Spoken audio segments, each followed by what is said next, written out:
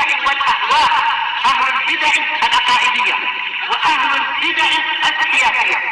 نقول بيننا وبينكم السلف، بيننا وبينكم الكتب، كان فيقول البدع بيننا وبينكم. Bismillahirrahmanirrahim. Alhamdulillah wassalatu wassalamu ala Rasulillah wa ala alihi wa sahbihi wa ba'd. Pada pertemuan lewat kita sudah menyebutkan permasalahan dalam Kitabul Janaiz tentang memandikan jenazah, demikian juga tentang mengkafani. Masih kita di dalam permasalahan mengkafani jenazah.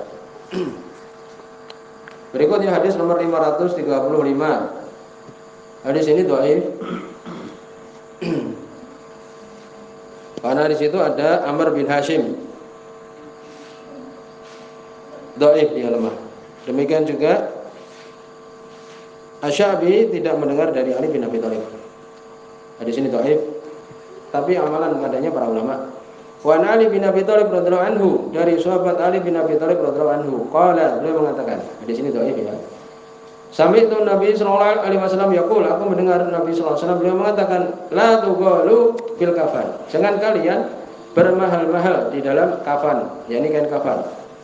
Fa innahu yuslabu sari'an, sesungguhnya kain kafan itu hilang, yakni rusak dengan cepat. Rawahu Abu Dawud, disebutkan oleh Imam Abu Dawud. Hadis ini tadi dhaif, tetapi di sini disebutkan para ulama tentang hukum bermahal-mahal di dalam kafan, bermewah-mewah. Semoga dalam makruh dalam hal ini. Cukup hadis Mughirah bin Syu'bah radhiyallahu anhu muttafaqun alaih, bahwa Nabi sallallahu alaihi wasallam mengatakan, "Innallaha harama 'alaikum uququl ummahat." Allah mengharamkan atas kalian itu durhaka kepada ibu kalian, ibu-ibu. Wa wa'dil banat, demikian juga mengkubur anak perempuan. Wa man'an wahat, tidak mau bersedekah dan minta-minta. Wa kariha lakum qil wa qal, Allah tidak suka, yakni haram, qil wa qal, berbicara ya tidak ada dasarnya, berdusta. Wa kasrati su'al, banyak meminta, wa idaatil mal, dan membuang-buang harta. Jelas di sini bahwa membuang-buang harta bermewah-mewah, bahkan dalam hal kafan bermewah-mewah adalah haram, tidak boleh. Jadi semua para ulama makruh hukumnya. Jadi sebagaimana telah lewat ya biasa. Yang penting menutup, yakni tidak terlihat auratnya, tidak tipis, kemudian juga bersih, demikian juga suci, demikian. Berikutnya hadis nomor 536. Hadis ini sahih.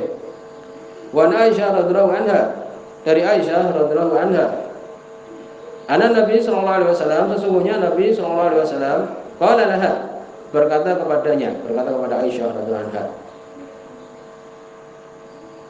Ini tentang permasalahan siapa yang memandikan jenazah itu, siapa yang memandikan. Nabi mengatakan, "Lau muti qabli, kalau engkau mati sebelum aku, fagosatuki, aku akan memandikan engkau." Ya, ini ulama ini seakan-akan waktu itu berkelakar atau semisalnya, tetapi maksudnya memang hadis Nabi sallallahu alaihi wasallam. Benar. Jadi Nabi mengatakan, kalau engkau mati sebelum aku akan memandikan engkau. Al-hadis, ya, hadisnya sahih.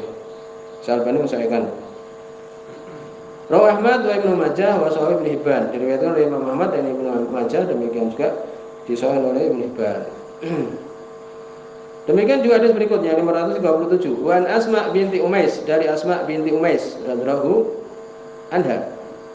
Ini istri dari Abu Bakar As-Siddiq radhiyallahu anhu. Bahkan disebutkan beliau yang memandikan Abu Bakar As-Siddiq. Sebagai riwayat disebutkan seperti itu. Ana Fatimah radhiyallahu anha, sesungguhnya Fatimah radhiyallahu anha. Hadis ini dhaif ya, hadis ini dhaif. Di situ ada Abdullah bin Nafi' Al-Madani, sangat lemah Abdullah bin Nafi'. Demikian juga ada rawi yang lain, Aun bin Muhammad, tidak diketahui keadaan. Demikian juga ibunya. Di sini dhaif sekali. Anna Fatimah radhiyallahu anha, sungguhnya Fatimah radhiyallahu anha ausat ayyughsilaha, mewasiatkan untuk memandikannya. Ya, jadi Fatimah mewasiatkan untuk memandikannya Ali radhiyallahu anhu. Ini suaminya. Fatimah mewasiatkan agar suaminya memandikan beliau radhiyallahu anha. Kita ketahui bahwa Fatimah meninggal 3 bulan setelah Nabi SAW meninggal, dan Nabi sudah mengisyaratkan setelah membisikkan kepada Fatimah. Rawi Daruqutni, diriwayatkan oleh Imam Daruqutni, hadis ini dhaif. Lalu di sini ada beberapa permasalahan. Man huwa al-aula fi ghuslil mayyit? Siapa yang lebih pantas untuk memandikan mayit? Sebutkan di sini aulanas fi ghuslil mayyit wasihu. Yang paling pantas untuk memandikan mayit adalah wasihu, yang diwasiatkan. Siapa yang dulu diwasiati untuk memandikan dia? Itu insyaallah. Ini yang lebih utama. Ya, demikian. Apabila dia memang mewasiatkan. Tsumma yuqaddam al-aqrab ila mayit, kemudian dahulukan yang lebih dekat dan lebih dekat dari mayit. Sebutkan di sini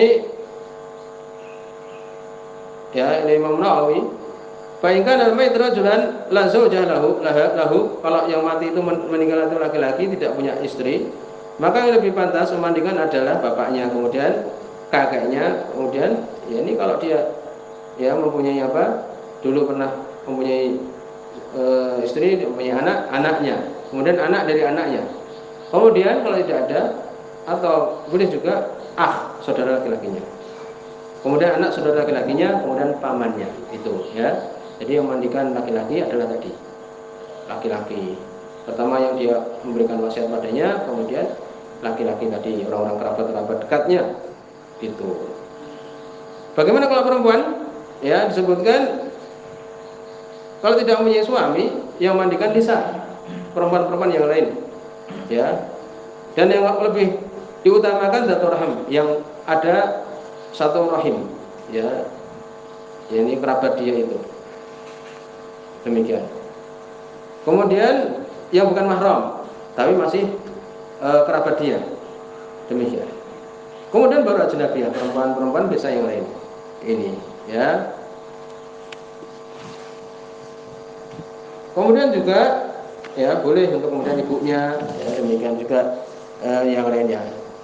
Yang jelas bahwa perempuan yang memandikan adalah perempuan. Kemudian halil mar'ah antaksil zawjaha, apakah perempuan boleh memandikan suaminya? Jawabannya na'am, ya. Itu adalah ijma, ya, boleh istri memandikan suaminya, ijma. Semua dari Imam Nawawi. Kemudian apakah lirrajul ay yaghsila imra'atahu? Apakah boleh seorang laki-laki memandikan istrinya? Jelas, na'am. Sebagaimana tadi hadis Nabi sallallahu alaihi wasallam tadi. Kalau engkau wahai Aisyah lebih dulu mati, aku akan memandikan engkau. Dan demikian. Kemudian apabila telah ditalak, istrinya telah ditolak, telah dicerai, apakah boleh memandikan suaminya atau sebaliknya? Jawabannya kalau talaknya itu talak raj'i, belum sampai 3, ya, iddahnya belum habis, ya, sudah ma'ruf itu permasalahan ini, maka boleh memandikan karena masih istrinya. Tapi kalau sudah tolak bain, sudah lepas, sudah lebih dari 3 atau sekali tapi sudah iddahnya lebih dari, ya, ini iddahnya salah satu quru, umpamanya 3 haid, maka tidak boleh memandikan karena tidak lagi mahramnya, kan demikian. Kemudian berikutnya masih ada permasalahan. Hal yajuz li rajul ay yughsila imra'atan ghairu zawjatihi. Boleh enggak seorang laki-laki memandikan perempuan bukan istrinya? Jawabannya tidak, tentu saja tidak boleh, ya. Banyak ulama mengatakan tidak boleh. Dan ini memang tidak boleh. Karena bukan mahramnya. Demikian juga idza mata rajul baina niswah ajanib, apabila seorang laki-laki meninggal di antara perempuan, semuanya perempuan, atau kebalikannya. Sebutkan yaitu yughsil min siyab, yakni dimandikan di atas bajunya. Min fawqi qamis, yang di atas bajunya. Perempuan itu boleh memandikan laki-laki ini walaupun tidak mahram dan sebagainya, kalau tidak ada laki-laki, atau sebaliknya tadi. Tapi masih di atas pakaiannya. Sebutkan dalilnya bahwa Nabi sallallahu alaihi wasallam waktu itu, ya, fa yaf'alu bi ghairi, yakni waqad fu'ila dzalika bi Rasulillah sallallahu alaihi wasallam. Nabi sallallahu alaihi wasallam waktu itu dimandikan di bajunya. Walaupun saya bin Bas beliau mengatakan untuk tayamum saja. Ini permasalahan yang kadang jarang dijumpai, tapi disebutkan di sini. Halil mar'ah antughsila sobi, apakah perempuan boleh memandikan anak kecil, bayi umpamanya? Disebutkan iya, boleh. Ya. Berkata Syafi'i, tughsilhu ma lam yablugh haddan yustaha. Boleh perempuan memandikan anak selama belum anak ini ya seakan-akan ada syahwat padanya. Ya, ini perempuan ini ada syahwat pada anak kecil ini. Selama belum itu boleh. Tapi kalau kemudian ya ini sudah besar mamanya 10 tahun walaupun belum balik ya kan, atau mungkin 7 tahun ya, maka tidak boleh perempuan untuk memandikan anak ini tadi yang laki-laki ini. Hendaknya apa? Laki-laki yang lainnya. Demikian juga boleh enggak laki-laki memandikan anak perempuan kecil? Kalau dia masih bayi boleh. Tapi kalau kemudian sudah besar, ya bayi ini walaupun belum, anak ini walaupun belum, ya ini balik umpamanya perempuan ini, mungkin ya kalau sudah umur 10 tahun jangan. Jadi demikian. Perempuan yang lain yang memandikan. Kemudian dikatakan al-mayit khunsa muskilan. Bagaimana kalau mayatnya itu khunsa muskilan, itu tidak diketahui jenis kelaminnya atau tidak jelas. Bagaimana? Sebutkan seperti tadi, yakni di atas bajunya, dimandikan di atas bajunya, karena tidak ketahui dia laki-laki atau perempuan. Kemudian juga, apakah hal yaksilul muslim al-kafir? Apakah seorang muslim itu memandikan orang kafir? Jawabannya tidak. Ya, tidak boleh. Ini kalau tidak ada yang mengurusi dia, ya sudah ditutupi dengan tanah saja. Sebagaimana semua di sini oleh Muhammad bin Hizam, hadis Ali bin Abi Thalib radhiyallahu anhu. Ya, hadis yang sahih bahwa ketika Abu Thalib meninggal, maka Nabi mengatakan kepada Ali. Hadis Abu Thalhah ternyata.